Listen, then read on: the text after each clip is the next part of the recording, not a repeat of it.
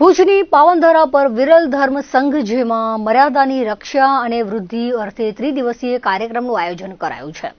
રાષ્ટ્રસંત તેરાપંથ એકાદશમ અધિષ્ઠાતા પરમ પૂજ્ય આચાર્ય મહાશ્રમણજીનું ભુજમાં આગમન થયું છે। આજે સમસ્ત જૈન સમાજની વિરાટ ઉપસ્થિતિમાં જૈનાચાર્ય પૂજ્ય મહાશ્રમણજીએ ભુજમાં નગર પ્રવેશ કર્યો હતો। આ અવસરે ભુજના માર્ગો પર સમસ્ત જૈન સમાજની એકતાનો ભવ્ય સાક્ષાત્કાર થયો હતો। ભુજનગરે મહામહોત્સવ સમો માહોલ જોવા મળ્યો હતો। રાષ્ટ્રસંત પૂજ્ય મહાશ્રમણજીને આવકારવા સમસ્ત જૈન સમાજ ઉમટી પડ્યો હતો। ભુજમાં વાતે ગાતે જૈન સમાજે જૈનાચાર્યજીને આવકાર આપ્યો હતો।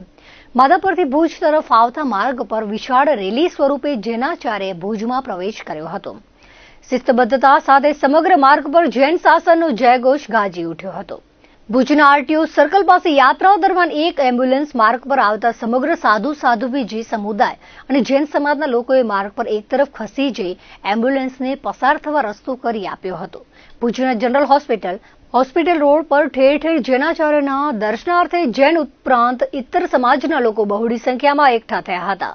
પશ્ચિમ કચ્છ પોલીસ દ્વારા ટ્રાફિક વ્યવસ્થા માટે બંદોબસ્ત ગોઠવાયો હતો। ભુજમાં પૂર્વ ધારાસભ્ય પંકજભાઈ મહેતા, જિલ્લા ભાજપ મહામંત્રી શીતલભાઈ શાહ, તાપસ શાહ, ધીરેનભાઈ લાલન વગેરે ઉપરાંત સમસ્ત જૈન સમાજના આગેવાનો ઉપસ્થિત રહ્યા હતા। ઉલ્લેખનીય છે કે તેરાપંથ ધર્મ સંઘમાં મર્યાદાની રક્ષા અને વૃદ્ધિ અર્થે મર્યાદા મહોત્સવનો ત્રિદિવસીય કાર્યક્રમ થાય છે। આ વર્ષે ભુજમાં પ્રથમ વખત 161માં મર્યાદા મહોત્સવનું આયોજન કરાયું છે। તેરાપંથ ધર્મ સંઘમાં 750થી વધુ સાધુવીઓ ગુરુની આક્ષામાં વિચરે છે।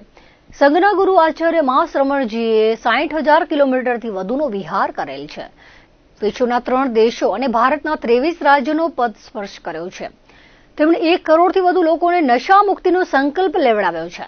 225થી વધુ મુમુક્ષુઓને દીક્ષા પ્રદાન કરી છે।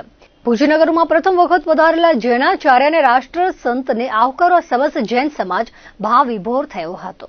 ગુજરાતમાં પ્રથમવાર તેરાપંથ મર્યાદા મહોત્સવનો ભુજમાં યોજાવા જઈ રહ્યો છે। આચાર્ય શ્રી મહાશ્રમણજીના સાનિધ્યમાં સ્મૃતિવન ખાતે તારીખ 2, 3, 4 ફેબ્રુઆરી સમય 12 થી 4 આચાર્ય શ્રી મહાશ્રમણજી એમના અહિંસા યાત્રા દરમિયાન વ્યસન મુક્તિ, નૈતિકતા અને સદભાવના સંદેશ સાથે તેઓ જૈન એકતા માટે તેઓ પ્રચાર પ્રસાર કરી રહ્યા છે।